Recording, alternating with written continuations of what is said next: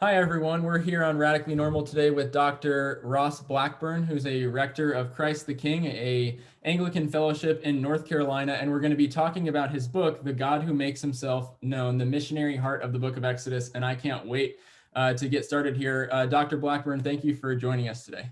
No, I'm glad to be here. You're good to ask me. Thank you. Sweet. And do you want to go ahead and introduce yourself further, aside from what Michael's already said? Sure. Yeah. I've been the rector of this Anglican church in Boone, North Carolina, for the last 17 years. I've got a wife and five children. Live in Boone, North Carolina, which is in the Western Mountains. I'm not exactly sure what else to. Maybe some things will come out along the way, but and I'm sort of a simple guy. I don't do much besides church and family, and that's it. So mostly, but anyway, I'm very, very pleased though with what you all are doing too, and thank you for letting me be a part of it. Thank you so much. Do you do any hiking in the mountains in North Carolina? I do some, yeah. Although I suffered a weight room injury, which it's not really that impressive. It's what happens when you get into your 50s. You don't have to do anything impressive to get hurt. And so I blew a knee out a couple of years ago, and so I'm still I haven't been doing a whole lot of that, but it's a great place to do it, and it'll happen again at some point. It just takes time. I'm not 21 anymore.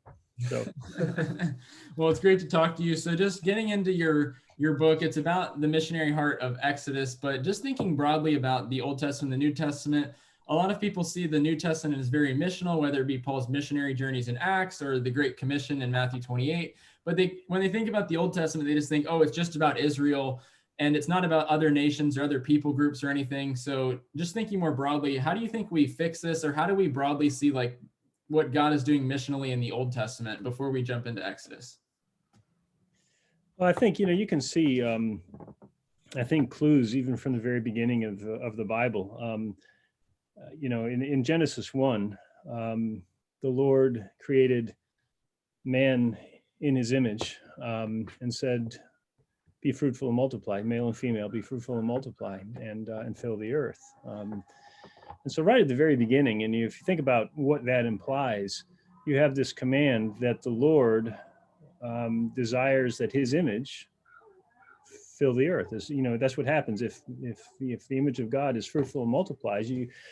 God's image fills the earth, and the implication of Genesis 1 is, and have dominion over it. In other words, govern as the Lord did, which, as you can see from Genesis 1, it's a way of ordering and blessing, the creation that he's made. And so you even have this at the very beginning. You have this impulse for the Lord to make himself known. In the Old Testament, that happens always.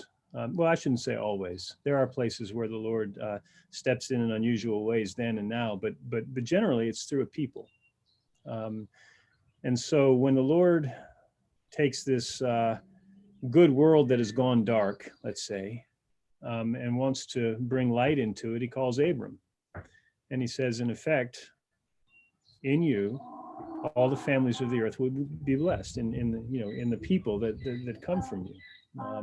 In Genesis 18, the Lord says, I have called Abram that he may raise his children, to basically to follow the law, so that they, in effect, will carry forth the purposes for which God has made, which God has called Abram and his people. And so really, in the end, in the Old Testament, what you have is Abram and his descendants are called to know the Lord and to be his people in such a way that the rest of the world will, in effect, this is in the words of Deuteronomy, my paraphrase, say, who are you and who is your God, that you live this way, that you are this way.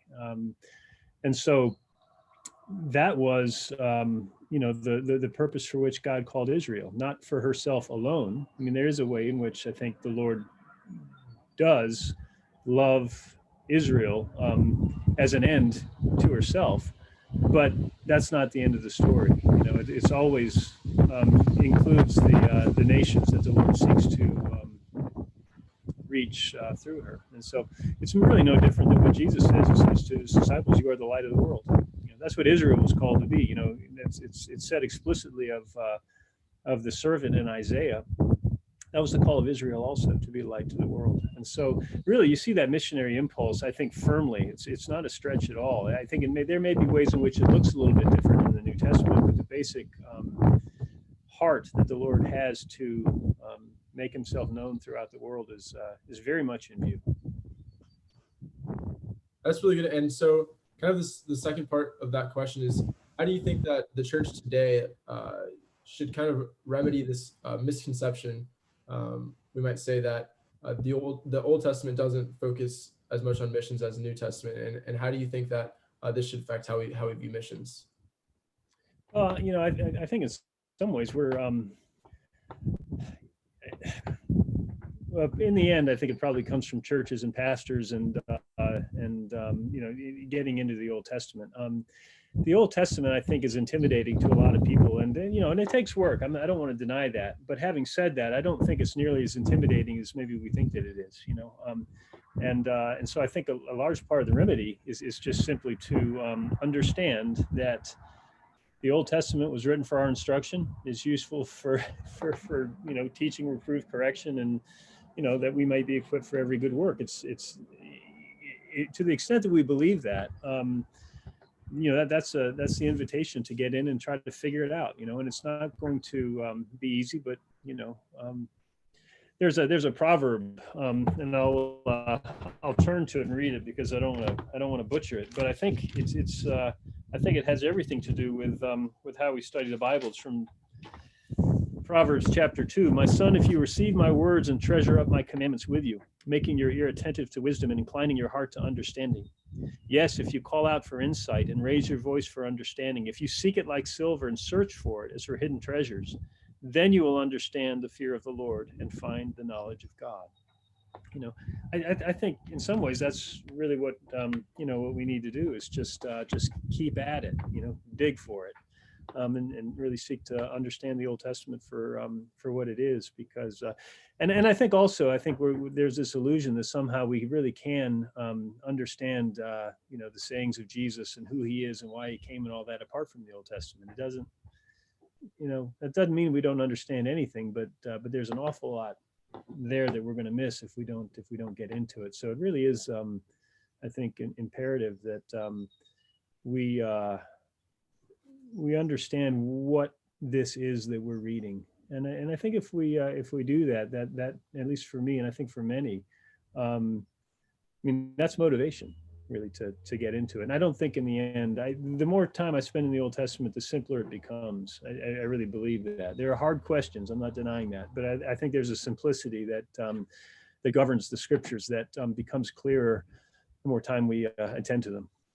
That's so good. I've actually heard it put that just starting off in the New Testament without the Old Testament foundation is like walking into a movie and it's 75% over. And so it's so hard to understand the rest of what's going on. And I was actually discipling a guy through Revelation this year, and we were just spending a lot of time in the Old Testament, just a lot of time in Ezekiel and Daniel and Isaiah and Genesis, Exodus. So yeah, that's incredible. And just so thankful you said that. And so just thinking about in your book, you like I said earlier, you walk through it canonically from the first chapter to the 40th.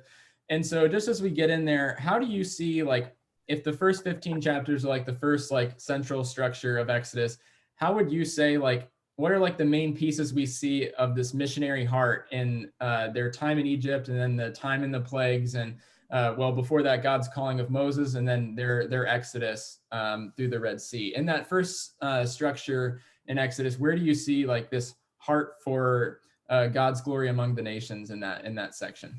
Right. Well, in some ways, it's just the mere fact of Israel's calling, you know, which is going to become clearer as we go into the book of Exodus, but you know, is really the foundation of it. You know, so in other words, the Lord is going to deliver a people and is going to unify them as a nation in a way that they have not been unified yet. If you look at Genesis 50, you have basically Jacob's family, a big family that's, you know, because of the whole Joseph thing, whatever, they're in Egypt and they're waiting out a famine there. By Exodus 1, in that gap, they've become a nation. All right. Well, how is the Lord going to form them into a nation? Well, it's, you know, in large part, it's going to happen through this deliverance, which they will be reminded of. You know, the Passover, is given every year so that the people will remember this deliverance. They won't forget. The very head of the 10 Commandments, I am the Lord your God who brought you out of the land of Egypt. Don't forget it. Have no other gods before me. So in some ways, I would say the very fact of the deliverance is to set Israel apart to be that people. But I would also say that the way that that the Lord delivered them is missionary in its core. The Lord didn't have to bring Israel out through a series of signs and wonders and plagues, etc. As a matter of fact, in at Exodus 9, the Lord says explicitly, again, my paraphrase, Pharaoh, I decided to do it this way in order to make a point. I could have made short work of you, but in effect, I want the nations, Egypt, Israel, and the rest of the nations to know that I am the Lord. And so he ends up going through a series of plagues that step by step demonstrate that the Lord is the creator and sovereign ruler over nature and really over any other god. And so, and Egypt gets the idea. I mean, you can see actually some of the Egyptians, as these things go on, acknowledging that the Lord is not like their gods. And I think the implication of the Exodus is that there would have been some Egyptians with them, in the mixed multitude that came out. Because the criteria wasn't nationality, it was blood, as to who was spared and such. And so, I think you can see, the Lord, the manner in which he delivered Israel as having to do with his desire to be known for who he is amongst the nations as well. And so you see, for instance, Jethro in Exodus 18, Moses' father-in-law, he knows because he's heard. He's not an Israelite, but word gets out, and you see this in other places too. But anyway, that's actually a really good point. Not one I've heard before, and I think as we continue to move forward, it potentially becomes a little bit more clear as we get into like the 10 Commandments, as you've pointed out with the law and Mount Sinai, but continue moving forward with these same themes of the missionary heart of the book of Exodus. Can you continue walking us through the wilderness, the complaints of Israel, and then getting into the law? Sure. All right. So the Lord delivers Israel through the Red Sea. They're out on the other side now. All right. Pharaoh's armies have drowned. Again, Israel's hopefully been paying attention, although, we might wonder, given how quickly they seem to forget. But we know about that, right? We're not a whole lot different. But in the end, if the Lord is going to, I tell you what, let me go law and then backtrack to the wilderness. Go for it. If the Lord is going to use a particular people to make himself known throughout the nations, all right, they're going to have to be a people that are like him. We're made as the image of God. And in fact, the law is a way for the Lord to say, you to live into that calling is the image of God. Be holy as I, the Lord your God, am holy. That's from Leviticus, but that was really in some ways undergirds the whole law. In other words, he gives the law, the 10 Commandments, so that Israel can bear his name, his character, can be like him in the eyes of the nations. All right. And you can see how this would happen really, I think, readily. I mean, think of the world that you all live in or the world that I live in. How many communities do you know where people love the Lord with all their heart, soul, mind, and strength? In other words, there are no other gods before him. They bear the name faithfully. They honor their father and mother.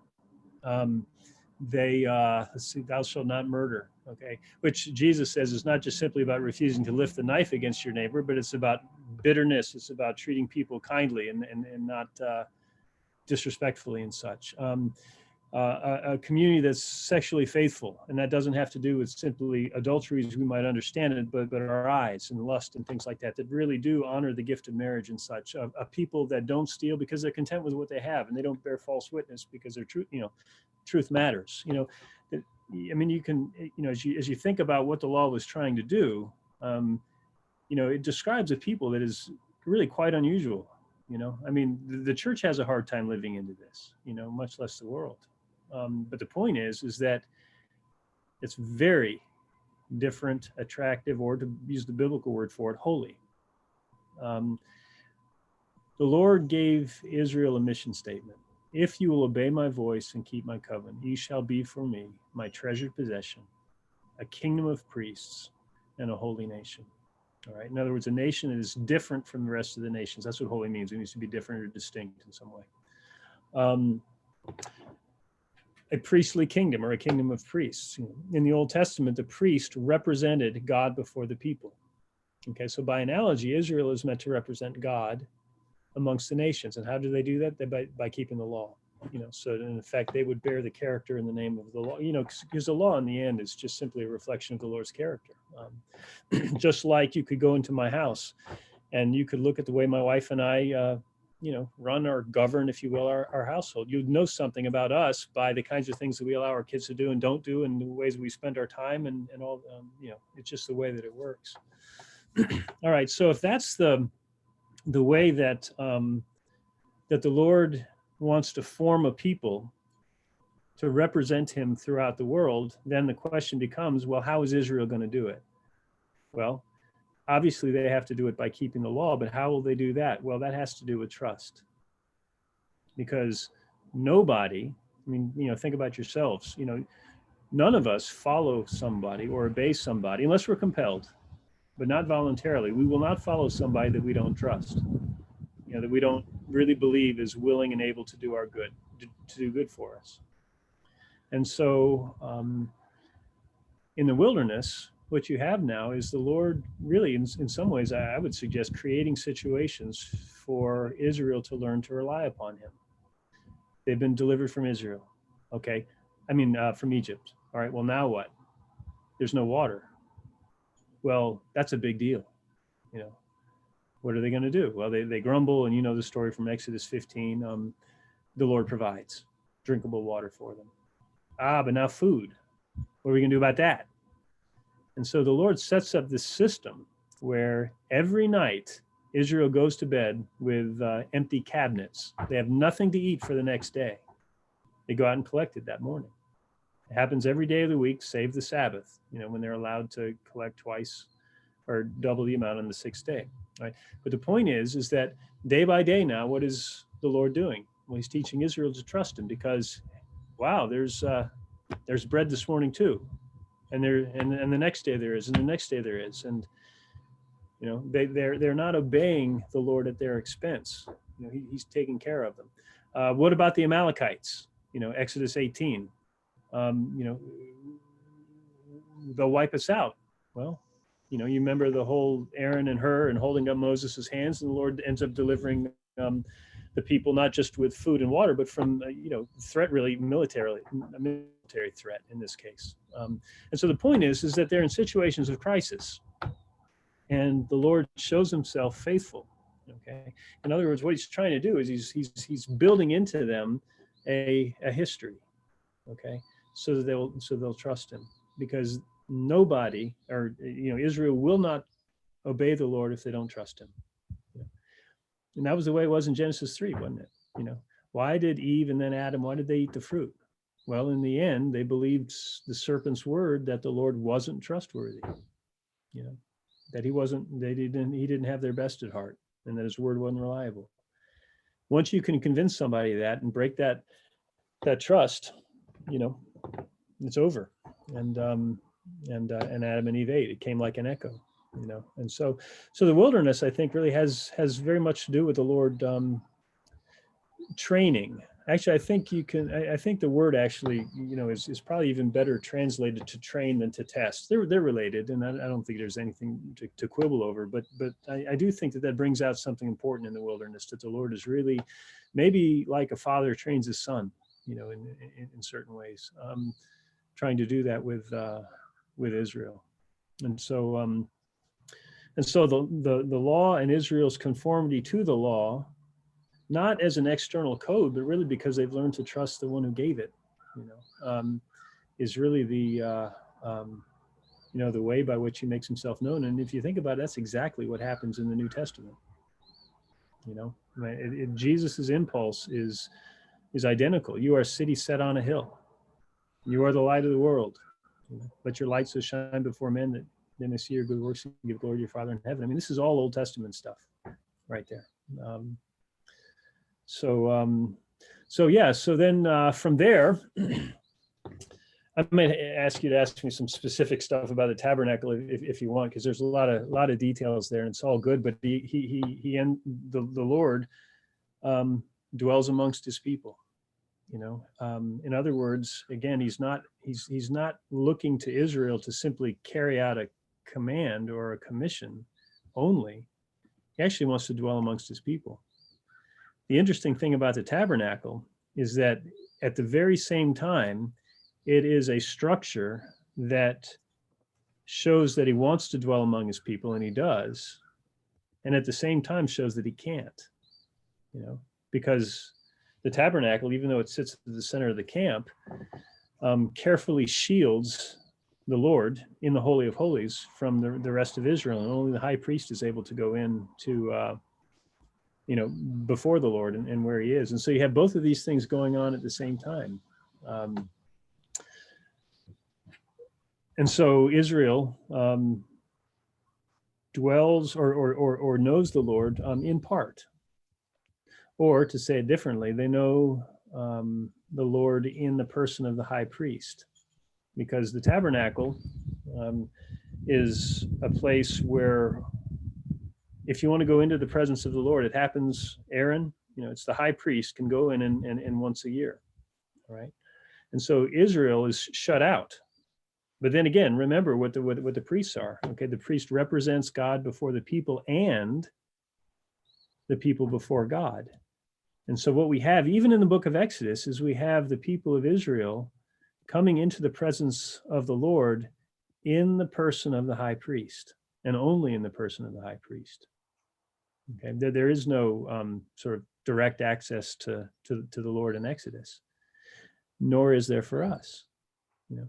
We come before God in the person of Christ, and only in the person of Christ. I mean, the book of Hebrews makes, and you should read Hebrews in alongside Exodus.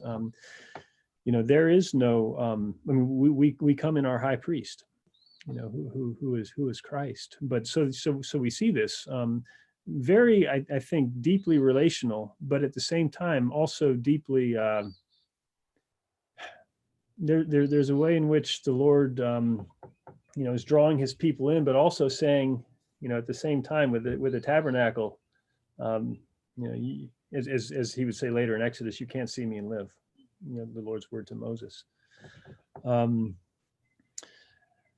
so that's really, in the end, the missionary engine, if you will, or the engine of God's purposes in the Old Testament. Simply set a people apart so that they will love him, trust him, obey him, and as a result, and love one another, and as a result, be different and distinct from the rest of the world that needs to know. And that's really, I think, where the Old Testament is so helpful here, because I think there's a way in which, if you keep it to the New Testament, there's a way in which I think we may think of missions as things that missionaries do, rather than as the presence of God amongst his people in the world, from which missionaries go out and but the point is that it begins and is rooted in always a community, and in some ways I think our missionary practice often doesn't reflect that well enough. Honestly, I think in some ways, maybe I'm getting a little far afield, but I think you asked this.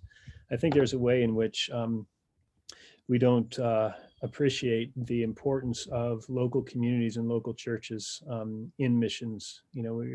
Missionary feels a calling, and so he'll find a missions agency willing to send him, and then he goes out and raises support, and maybe he gets a lot of it from his church, but maybe he doesn't. He just goes and tries to find Christians on all kinds of, in all different places to support what he and his wife or his, or a team or whatever is doing. And it can be a very lonely thing, and often not rooted in community like, to my mind anyway, it ought to be. I'm not saying that the Lord works with us in all kinds of ways. And so I don't want to be too narrow. in this, but if we can remember that that this is about a people and the witness of a people in the world, then in some ways I think there are some practical implications to that would serve us well, and the Old Testament helps us in that way. That's so good, right? I want to keep talking about the tabernacle because I love some of your thoughts in the book. But real quick, just going back a tad, I think Peter Enns or one commentator talks about this in his commentary. But in Exodus 18, when Jethro feasts with them and hears what the Lord is up to, do you view that as any sort of symbolism, as like there's a Gentile amongst the people of Israel, or do you not think that's an actual theme that's in the text? Are you familiar with that? Yeah, no, I am, and I think so. I mean, I think there's I think you can see that in other places, though. I mean, as I said, or I don't know if I said this or not, but the criteria by which people left Egypt or were spared was not nationality. It was having the blood on the lintels and such. And so, the mixed multitude, I think clearly, I think it can't refer, actually, if you look at the context, to women and children. It must be non-Israelite nations or Egyptians themselves. And then you have Jethro there, just as a singular person, but okay, he's there. And then you've got this, you can see this in Moses' prayer in Exodus 32. I mean, Moses says to the Lord after the golden calf, when the Lord says he's going to destroy Israel, "What will the nations think if you do this, Lord? The reputation that you have established, is at risk here." So I don't think it's coincidental. Now, I don't know how much I would want to press there in Exodus 18, but no, I'm very prepared to see that being important, because in some ways, if you think about what the Lord was trying to communicate to the nations, that he is the Lord, I mean, Jethro gets it, in other words, he's an example of what the Lord was seeking to do in delivering Egypt in the manner in which he did. That's so good. So I just want to read one verse. So in chapter 25, verse 8, in the instructions to build the tabernacle, it says, "And let them make me a sanctuary that I may dwell in their midst." So there's lots of talk about how like the goal of the Exodus is so that God can bring them out and so he can dwell amongst them. And so, and then we see, though, in chapter 32, they feel that the Lord and their mediator, Moses, is absent, so they construct the golden calf. So can you, and I know you flesh this out in your book, but can you talk a little bit about the importance of the Lord's presence, like in the instructions for the tabernacle, and then maybe how that relates to the falling out in chapters 32 through 34 a little bit? Well, in the golden calf, really the thing that's the thing that is driving Israel to make the calf is fear. Where is he? You see this in Moses. Matter of fact, Moses is amazing. Moses asks the Lord to spare Israel after the golden calf, and bit by bit he seems to relent, almost in stages. The Lord does. But one of the things the Lord says to Moses is, "All right, you can go in, but I'm not going with you." In other words, yeah, carry on. We're not going to. He's already agreed to relent in terms of destroying the people. Moses will have none of it. He is not going in, apart from being there. I think in some ways, you can see evidence of real repentance in Israel themselves, in the way that they respond, in Exodus 33. It looks like there's a real spirit, a genuine spirit of repentance there. In other words, from fear that the Lord wouldn't be with them. And it may in some ways be another test like it was in the wilderness. What do you do when the Lord seems to be distant? In this case, Moses isn't coming back. We've been with Moses this whole time. I'm just sort of thinking about this right now off the top of my head, but that there's a way in which that may have even have been a test for Israel to say, okay, really, who are we trusting in? Maybe even beyond Moses. I don't know. I'll have to chew on that. Okay, so hang on. I need to come back to the question that you asked. I'm not sure. Oh, the dwelling in the midst. In the end, I think that that's everything. The Lord didn't call people to obey him because he likes to be obeyed. He called people to know him. It's very much like the sense you get in Genesis chapter 3, where Adam and Eve, they sin. They're in the they're in the bushes, hiding in their fig leaves and such. And the Lord asks, "Well, where are you?" And well, why does he ask that question? Does he not know? You can maybe we can think about why he might have asked this, but one thing I think is obvious, and that is that the Lord expected Adam and Eve to be there. In other words, as he's walking in the garden in the cool of the day, he expects to find Adam and Eve there, and they're not. That's really the point.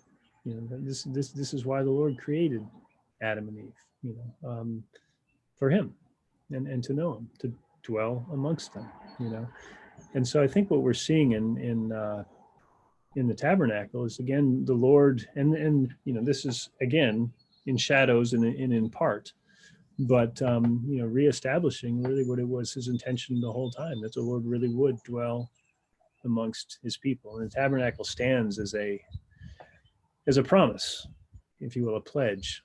It's not full, it's not complete, but nonetheless of the Lord's desire to do that. So, did I get to what you were asking? Yeah, that was really good. I just want to say thank you so much for basically walking through the entire book of Exodus with us and with all of our listeners. I know that was super helpful to both of us, and I hope it's helpful to anyone who's listening right now. But some lighter questions that we like to ask our guests. We just want to get some of those before we run out of time. But the first one is, in the past months to a year, who has been the most influential, or perhaps just an influential Christian to you, potentially something you've studied, or anything along those lines? Basically, who has been someone who's influential for you? Wow. Okay. Well, I have a dear pastor friend of mine from years ago. I encountered a sermon that he had recorded in, I think, like the early 90s, wherever I came across recently. His name is Jim Pinto, actually. He's from Alabama, and he's very heavily involved in matters concerning life and such. He cast a long shadow over my life, and to have that tape of his, I think, has been a real blessing to me of late in particular. I came across a book. I'm sort of a Reformed Protestant guy. If you had to pin me down, that's sort of my leanings. I'm an Anglican, so Anglicans are sort of tough to pin down a little bit, but that's sort of where I land. And Sorry to interrupt you real quick, but right here I actually have the Baptist Confession of Faith from 1689, so kind of a Reformed Baptist. Okay. I'm thinking right here, Reformed Baptist. So. Well, so you're gonna love my answer, and this is why I prefaced it, because I actually came across a book called Fire Within, and it's a book written by a Catholic priest about two old Catholic saints, and it's about prayer, which is not the kind of thing that I normally spend my time in. But I haven't been able to get away from it for about a year, and it has, I think, deepened my own sort of sense of the Lord and my relationship with Him in prayer life in ways that it feels new to me. And so, and his name is Thomas Dubai. He's been dead for a while, probably about 10 years or so. He's sort of he's the most sort of regular, kind of thin, utterly unimpressive looking guy, and I've actually listened to him on YouTube, and kind of like the people that the Lord tends to use, right? Sort of the worldly, unimpressive, but whatever. So that's been something that's been very helpful for me as well. But a lot of the old English Puritans are heroes of mine. John Bunyan, John Newton. I love John Newton. You should read John Newton if you're not familiar with his letters. But anyway, so those are a few. Awesome. Well, thank you so much for that recommendation. And that was Fire Within. Yeah. Okay. Awesome. I'll have to check that out. I'm a big reader. So And just lastly, our last light question is, we're both big coffee drinkers. We talk about it all the time on the podcast. Do you have a favorite coffee drink, or are you even a coffee drinker at all? Anything of that sort? I'm the wrong guy. Yeah, my best friend is, or one of my best friends is a coffee roaster. But I used to drink coffee, but I'm, the caffeine doesn't do well with me. I don't respond to it like I did years ago. So anyway, but if you have the inclination to Google bald guy brew, his name is Don Cox. He's a character, and the way that he does things, he does it the right way. I will tell you that his mission, he's also an Anglican clergyman. Also, his mission really is to use coffee as a way of reaching into the 1040 window. And so actually this relates to, I guess, what we've been talking about. What he noticed is that the least reached peoples in the world are actually often the greatest coffee producing peoples in the world, that there's some real overlap. And so he's a coffee roaster, but he's a missionary, and he is involved in trying to plant or work with coffee businesses in the unreached world. Even it's kind of a neat thing. So anyway, I don't know how much he goes into that on his website, but if you have a few minutes and you want to track that down, it's he's a fun guy actually too. He's anyway, so yeah, Bald Guy Brew. That's awesome. That's awesome. Well, thank you so much for spending time with us today and really just unfolding the book for us and just showing the missionary heart of Exodus. And again, everybody who's listening, the book is The God Who Makes Himself Known, the missionary heart of the book of Exodus. Thank you, Dr. Blackburn, so much. Well, glad to be here, and I appreciate what you all are doing.